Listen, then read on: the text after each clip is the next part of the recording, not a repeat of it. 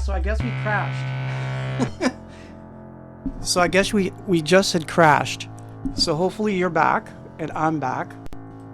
So that's an interesting thing to happen right when you're about to do something.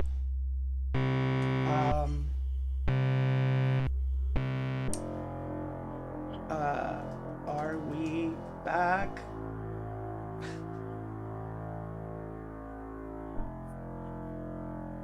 Okay, so we're back. Sorry. So that was pretty good. Actually, I'm going to tell you exactly what happened just now. I went to go play the video. And then when I went to go play the video, and it's probably playing audio while I'm talking right now. Hold on. No. Okay. Black screen, but you can hear me. So,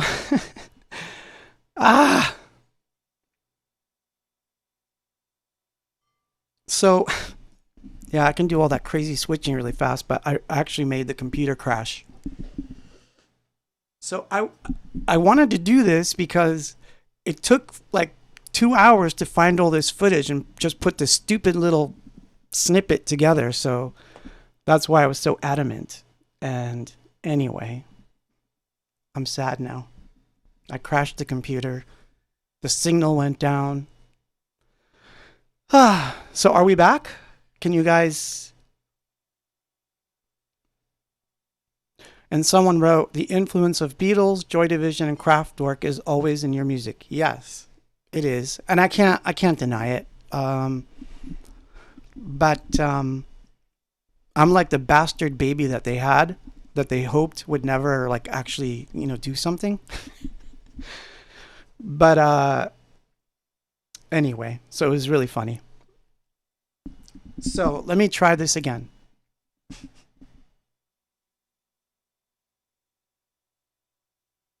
Let's see if I make it crash this time. Stupid thing keeps coming back. What is going on here? All right, here we go. So this is the video that describes the Polaroid thing I said. A yellow chair, an empty room, a breathing tube, a half-made memory is what is left of you and me. Talk about like non-professional. Metal words fill the floor. I see a flag on a rooftop glow. So just listen to the words and then watch every scene.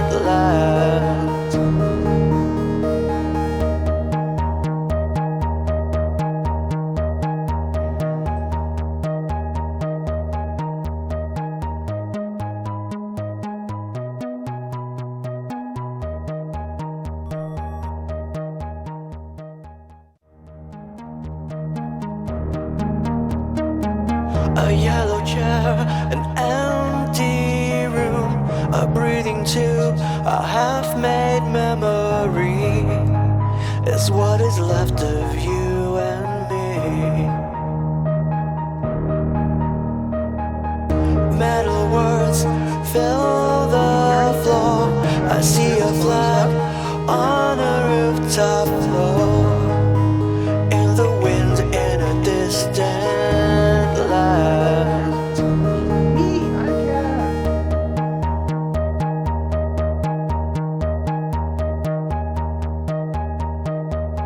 Okay. One more time. Now you can hear the words too. A yellow chair, an empty room, a breathing tube, a half-made memory is what is left of you and me. Metal words fill the floor. I see a flag on a rooftop floor. In the wind in a distant land.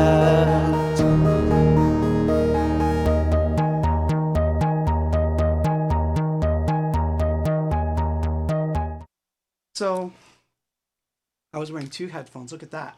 Who wears 2 headphones? so I can hear what the computer that's out. It doesn't matter what I said. So, in case you missed out earlier before the crash and all that, I had read the words to that segment of the song. And what I wanted to explain was that while I was on tour and everybody sees me when at least they used to, I don't know how it's going to be in the future, but I always take my camera with me and I take random footage of things. And sometimes that footage will trigger a lyric. So in the footage you saw, there was a yellow chair. It was in an empty room. I dragged it. And I actually got more footage from that later on wound up becoming the fast forward video and Polaroid video, but I'm not done with that one yet. I just forgot to really get into editing again.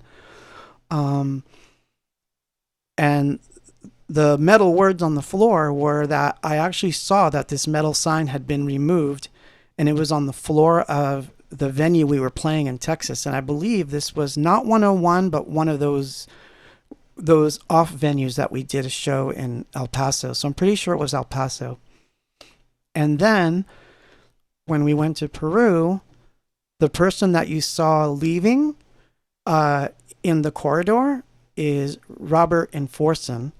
So I filmed him leaving, and there's a little funny part. He's like, he's actually walking away from me, and he says, "Let me pretend I'm going in slow motion. It'll look cooler."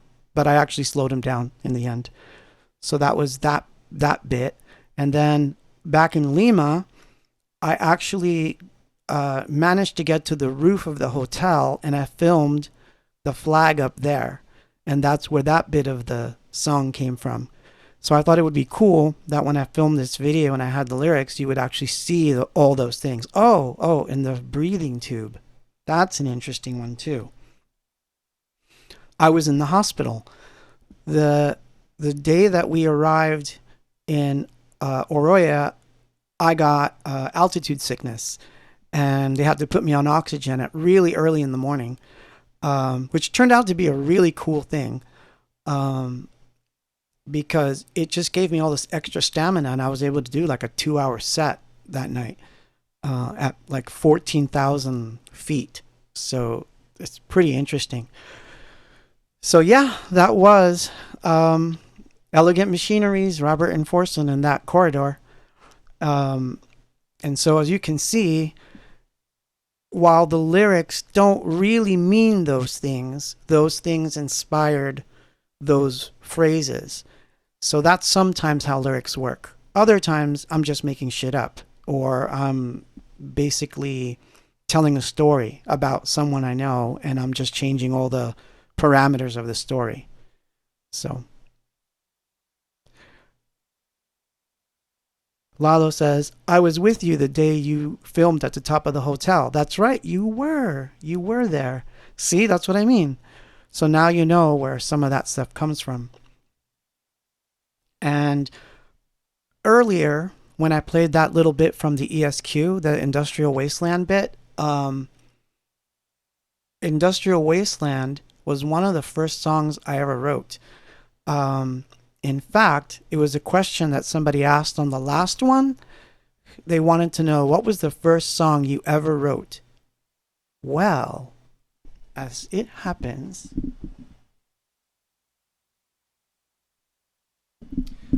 this book right here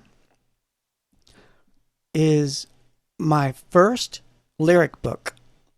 And I have the very first song I ever wrote. Still, it's in this book. Let's see what it is. This might be embarrassing for me.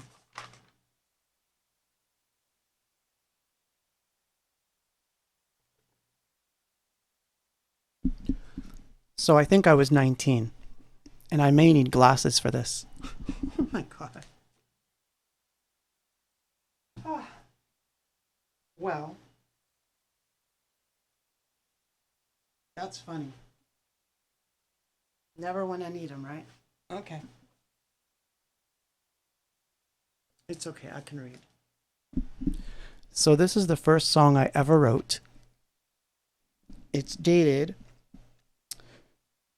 um, March 30th of 1985. And it's called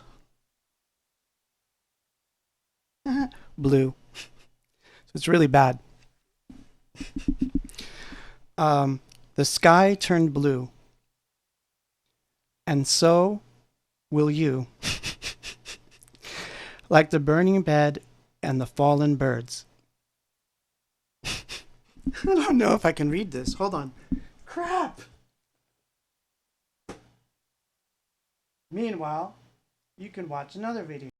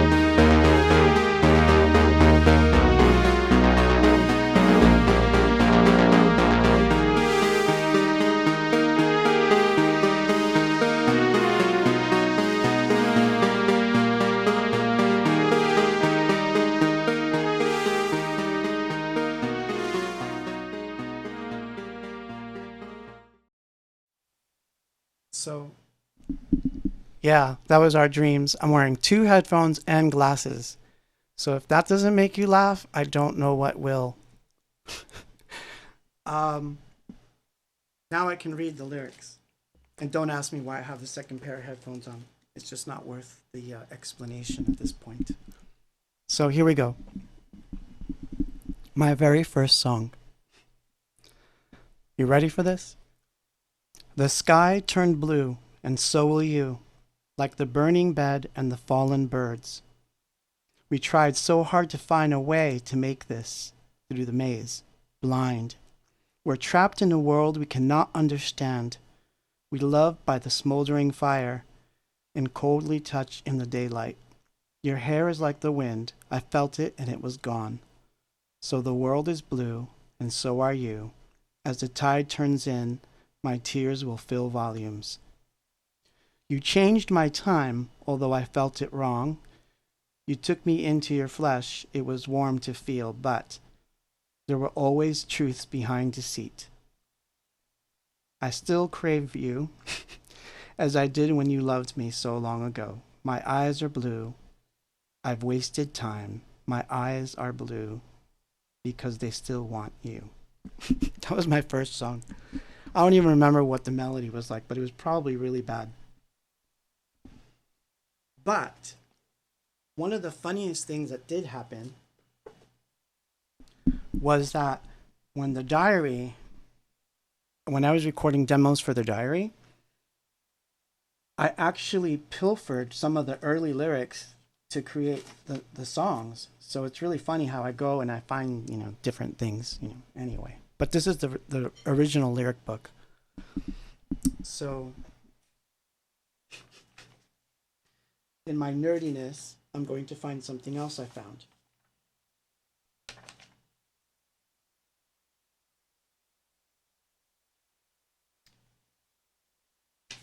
In case you guys ever wanted to know. So I believe that you have the power to manifest your life. I really do.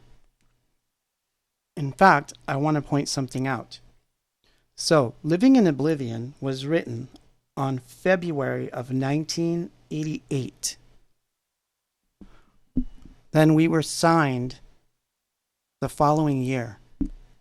And then you guys heard it like shortly thereafter. So I wrote that song a year before everything happened. Talk about like intention and really, really going for it. There's something else here. There was something that was really funny. So, Our Dreams, Kiss of Love. Where is it? I know I saw it.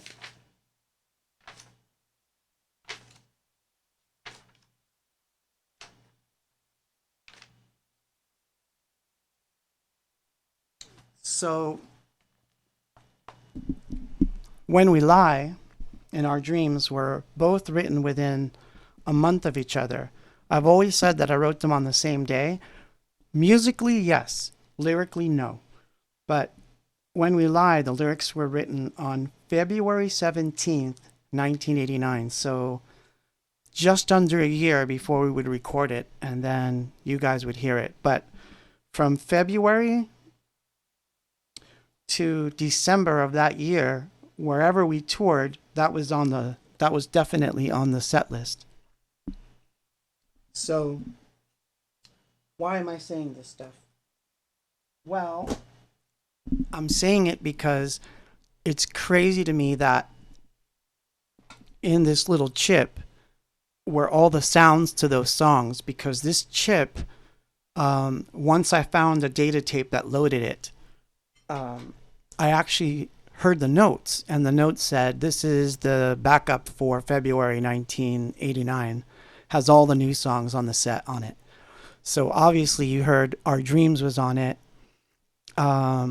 You heard that Industrial Wasteland was on it. So obviously the other ones are on there too, right? So you probably want to hear those, and you will. But now that we're deep into the show, and now it's like been a half an hour, now I'm going to talk about the Kraftwerk connection. But let me take these off. Hold on. Now when I take the glasses off, I'm going to be blind. Although I kind of like that outfit. It looked cool. So, let's see. Can I get away with this? Let's see.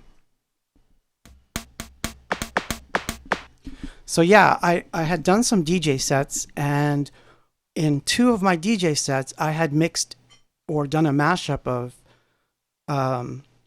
two songs, and I really, really liked this particular thing. So anyway, I was never intending to do any DJing on this live stream, and I'm not a DJ. I'm not supposed to do that anyway. That's why I only play my own material and my own things. But in light of what's happened, I think I will.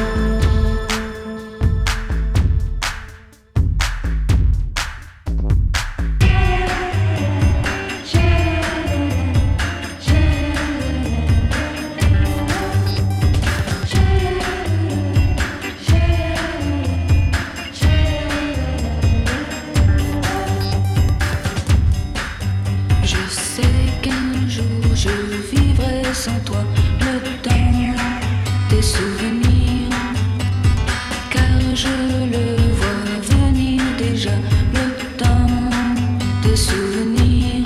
Toi tu seras parti, tu vivras ta vie, je serai seule à presque en mourir.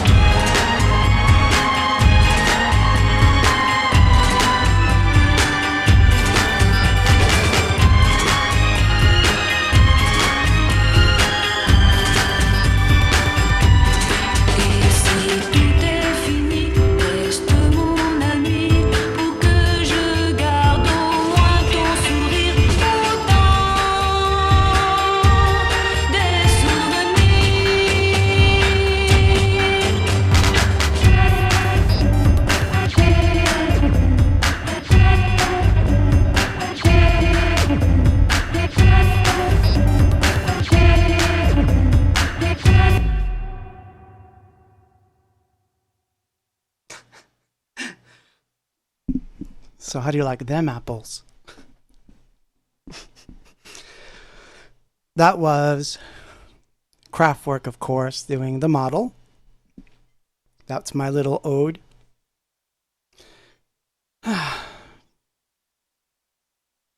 It did hit me hard, okay? So that was my ode. And I had done a mashup with The Model and Françoise Hardy, which I really love. I love her stuff. And she's like from the early 60s. So it's like early 60s mod, but from France. Like it's a French new wave stuff, but like going back, like I said, 60s. And I just put a little bit of a beat on it. And that's like one of my favorites. So my influences, again, we were talking about influences, lights. Influences can be anything. It's not just about one band or one thing. It could be the way, certain people recorded something, the way something was mixed. Anyway, I love her voice. So one day I decided to put those two things together, and I've had it ever since, that mix. So when I came upon it, it was the same day that I got the news, and it was like, wow, I guess I'm supposed to play this. So I did. Yes, she was a yay girl. Yes. But I really, really, really like that particular artist of that period. So anyway. So I'm going to answer a few questions that I had gotten earlier. So I kind of memorized which ones, and some I wrote. But one that was asked was if we would ever do a song with acoustics again, just an acoustic guitar and a voice. And the answer to that question is I'm open to anything as long as it's not contrived. And what I mean by that is I don't set out to do something. Like I don't say to myself, well, I need to do, because how else to explain this? Okay, because Steve said something a few minutes ago that I thought was funny. He said, even Paul wrote a song about Machu Picchu. That's exactly what I can't. He's good at that. Paul's really good at like finding whatever the current event is or whatever the thing is that he sees, and he'll write about that particular thing. And that's great. I can't do that. I always feel like that's contrived. It would be like me trying to write a song about coronavirus stuff, like it's not going to happen. It'll come out in the wash in other ways that I can't help. It'll be a song about isolation, or it'll be a song about, getting my food delivered. I don't know. Whatever it is, it's going to come out in the wash, but I'm not going to make it a contrived event. I can't do it. I can't just make that happen. So it brings up the inevitable question, then why did you guys record Carmen in Spanish? And the reason was actually we were in Ecuador, and I was watching TV, and there was a documentary on supermodels from Argentina, of all things, on the TV. And I watched that for a little while, and I realized it was a part of the modern culture that I'd missed. And there was also a story on Machu Picchu. So I don't know why, but in my weird head, I put all that together. And I went home and I asked my mom, my late mom, to kind of help me with the lyrics, because I wasn't good at doing that, singing in a different, ¿cómo se dice? Look what I said. So yeah, I asked my mom, and she helped me out to figure out some of the lines, and then I showed it to Danya, and I said, we should do this. And there's no reason why I want to do this. I think we just should do it. She was open to the idea. So we did it. But the coolest thing was the result. Because we recorded it, somehow that opened the door where we went to Peru, and I walked on that mountain. So when I was standing in Machu Picchu, I said to myself and to the band later, I said, you realize that just a few months ago, this was just an idea on paper. And here we are, like we're in a different country, standing on this mountain. And, that's what I mean, intention. You can make something happen by using your head and your heart. I mean that. So I have this song to play. We're in this space here. Yes. He's a man. 1, Doctor. 2, 3, 4.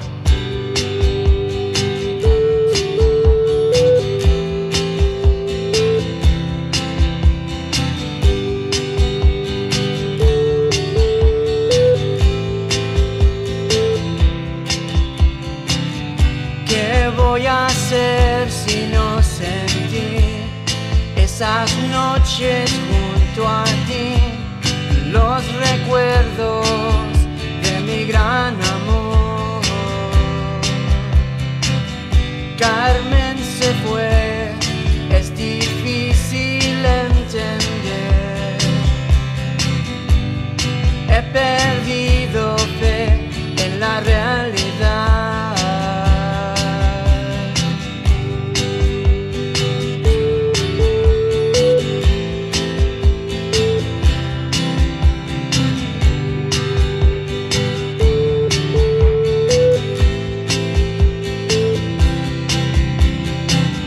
Ella sufría su vida en dolor, las sombras de su mundo lleno de ilusión. Ella se fue y nunca sin saber que no dejó de amarla.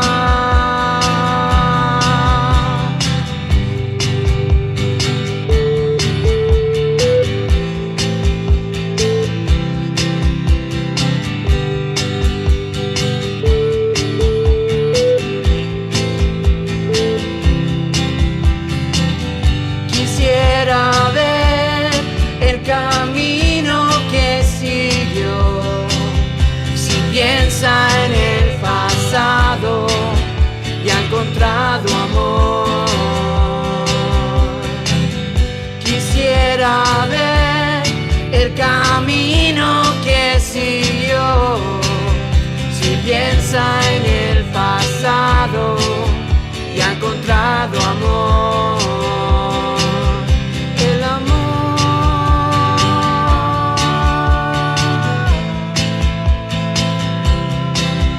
el amor.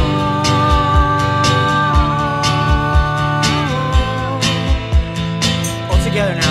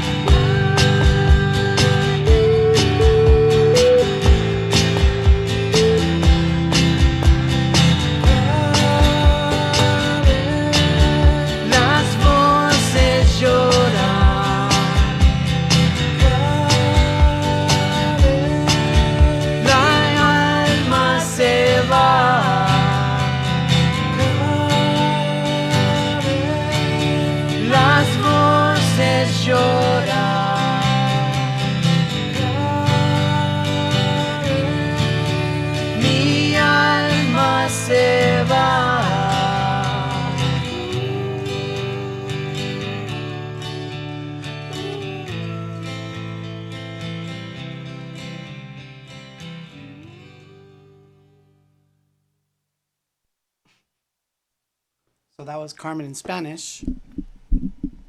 And that was fun. We recorded that at my friend's house. He has a studio in his garage, and we all went over there and basically set up. It was a really simple setup too. It was a microphone on this little speaker that the drum machine was playing through, and it's a really old chintzy drum machine. And Paul was playing guitar, and I was playing the little keyboard on the floor. So there's a video of it on YouTube. You can, watch it on YouTube in English and Spanish. We recorded it that way, but that's the actual recording, so it's a little bit better than what's on the video. So, let me see. Someone wrote, I just want to hear this. So my anything box story. On my way to a play. Oh, wait. It's scrolling up and I didn't get to read it. Hold on. Let me try to read this. On my way to play a football game in college, I put my headphones on and listened to Anything Box for the entire drive there. I had one of the best games I've ever played. Crazy but true. I found a calm about myself and it worked. Thanks, AB. That's awesome. That was from Dan Oswald on Facebook. That's a really awesome story. So in the end, that's what we do. I try to leave the world in a better place. That's what I'm trying to do. Even when I'm not, performing or doing something, I'm going to do everything I can to make the world better. Even during this weird time. So, obviously, there were many different people that walked into my life and joined the band and left and joined again and left. So this one is an interesting one. I pulled this song out of a hat, but it's interesting because, again, it's I guess if there was a theme going on tonight, it's about intentions and time, how things you think are not connected somehow become connected through time. So, believe it or not, I don't believe it's an accident that you guys got to hear the really craggly way that the ESQ1 recorded the early songs earlier. And I'm going to do 2 more of those before we leave. But so on the day that I met Dave, and he became our second guitar player slash bass player slash synth player for a while. But on the day that I met Dave, we wound up talking about music, and he came over the studio and he played me something, and I was like, I think I have lyrics for that. And the really bizarre aspect of that story is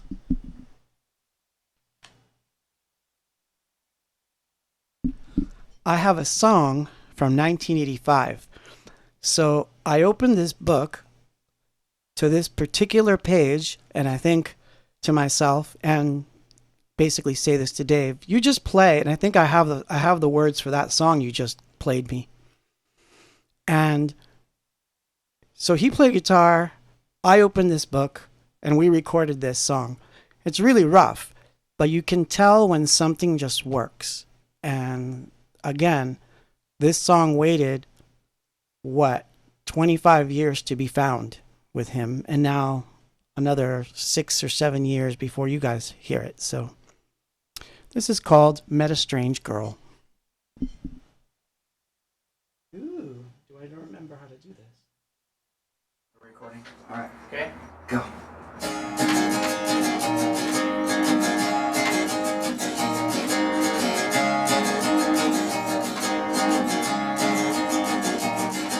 Her eyes are poetry in my head. I think about them in my bed. My friends don't share her point of view. They say she's mad, she's not for you. Met a strange girl and I'm falling in love. Met a strange girl and I'm falling in love.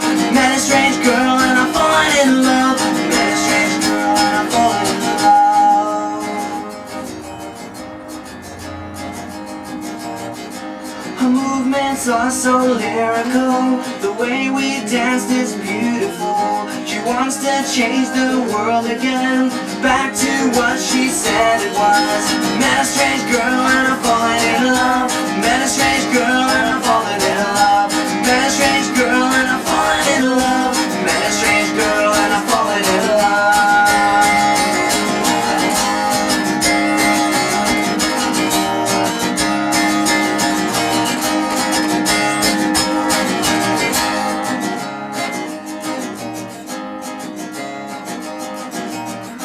She always seems to dress in gray, speaks no more than she needs to say.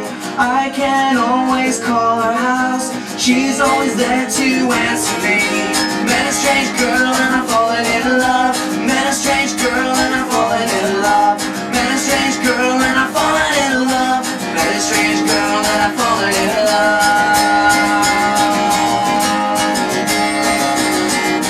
Falling in love.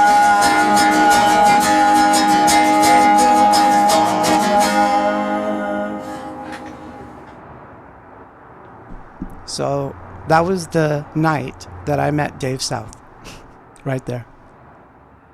And that's why I like right after that, I was like, I would like you to come tour with us for a while. And that's how we wound up having Dave. So that's a demo of a song that we actually never wound up recording, but it's just funny how the lyrics were from 1985 and it waited all that time just to make that connection. So I guess that's what I'm trying to impart on you. And how does this relate to our current situation, Claude? How does it?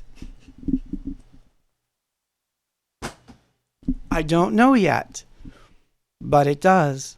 There's something here. There's something about all this stuff that's happening that will have an effect on every single one of us in some way or another. But you get to choose how it's going to happen. You may not believe me, but I'm telling you, you get to choose. It's your choice. So make it a choice to make something wonderful happen from this time. Forget about the things that aren't going to happen. Push them aside. Right now, you got to think about, what can I do? Or wouldn't it be awesome if, and then just finish that sentence.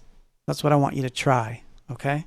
Wouldn't it be awesome if, and just finish that sentence. Write it down. I guarantee you there's going to be things that are going to happen in your life that you won't believe. I can tell you this because it happened to me. So, okay. Enough of the soapbox, Claude.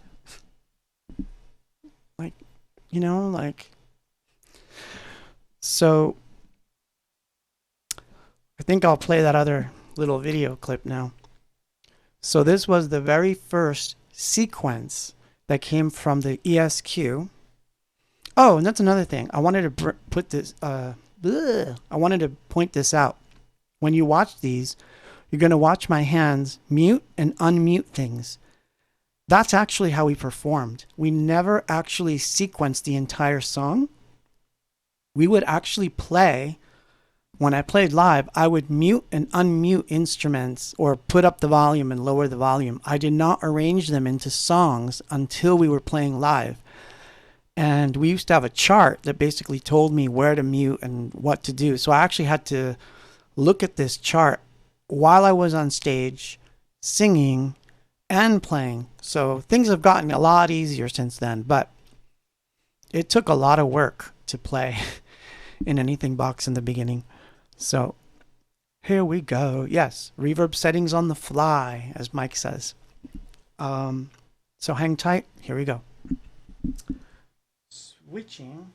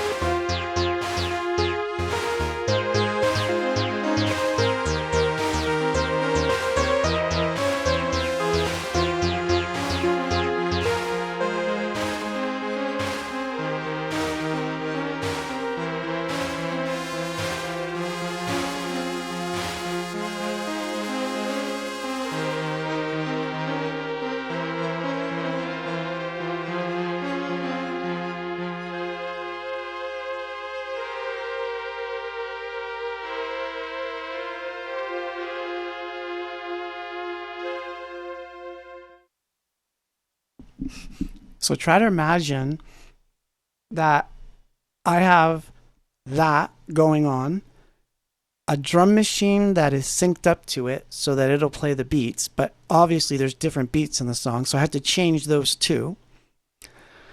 And I used to like, I think we talked about this, how I love delays. So we used to have the effect settings set on the mixer, and Mike's job would be to make sure that those were punched in. So every single song involved pre-production on stage all the time.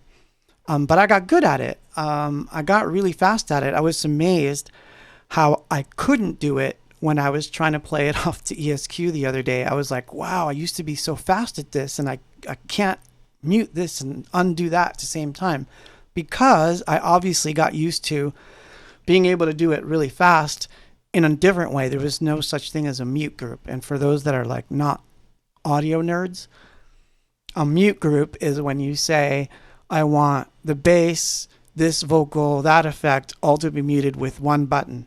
That would have been killer back then, but I didn't have that option. So everything that I needed to mute at the same time meant fast fingers.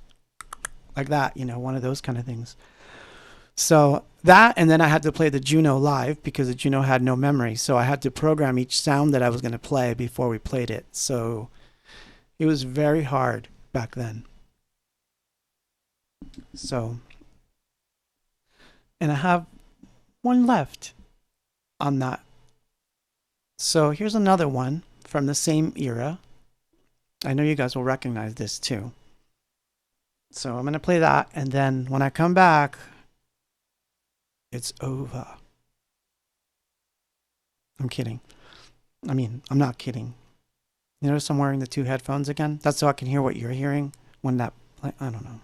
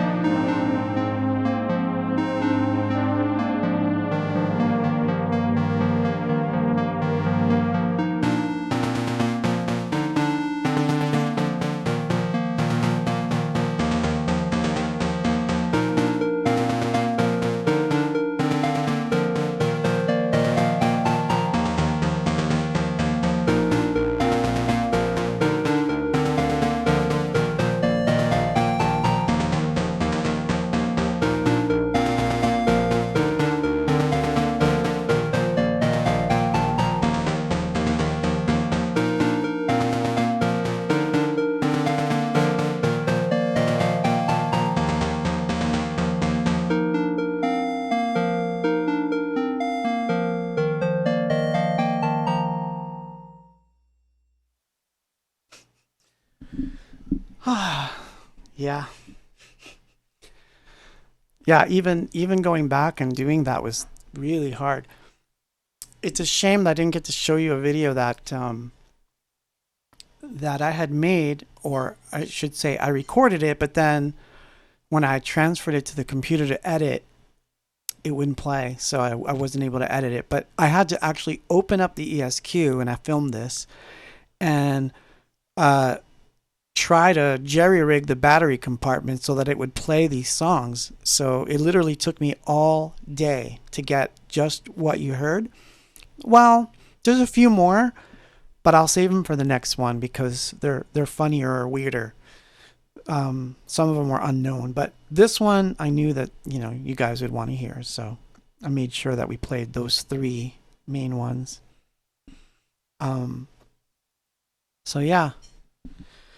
So yes, it's that time. It goes so fast sometimes, or I don't know, maybe it's just me, or maybe it's the beer. You know, I don't handle beer very well. I may regret this. No, it's only one. That should be fine. So,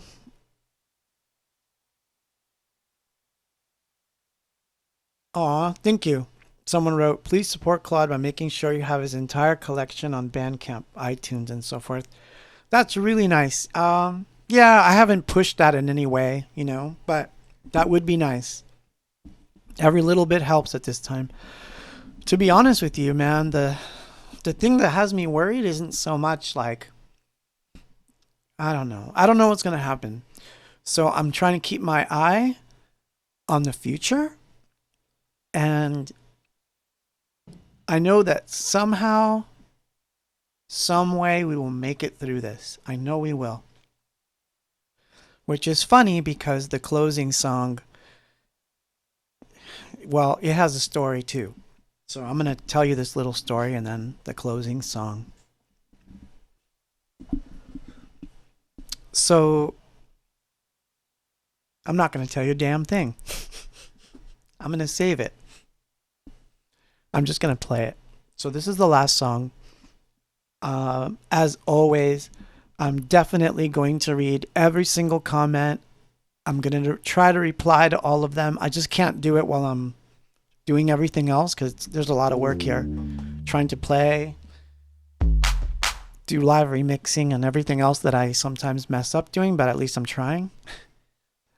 And, you know, the different camera angles and the funny lights. So, every single one of these, I try to do something different. So I hope you enjoyed yourselves. I know I need a third headset. It's going to happen, man. Yeah, this is true, Steve. He writes, beer, Claude doesn't handle any alcohol all that well. This is true. I do not handle alcohol very well. That's why I don't drink it. But tonight, you know, I had to have a beer.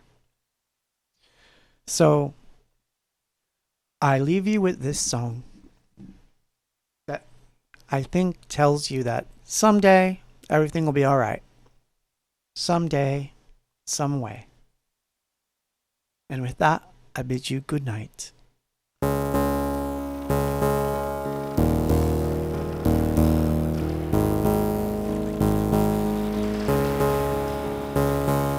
Tuned into your radio before I go to bed, listening to 1,000 airwaves playing through my head.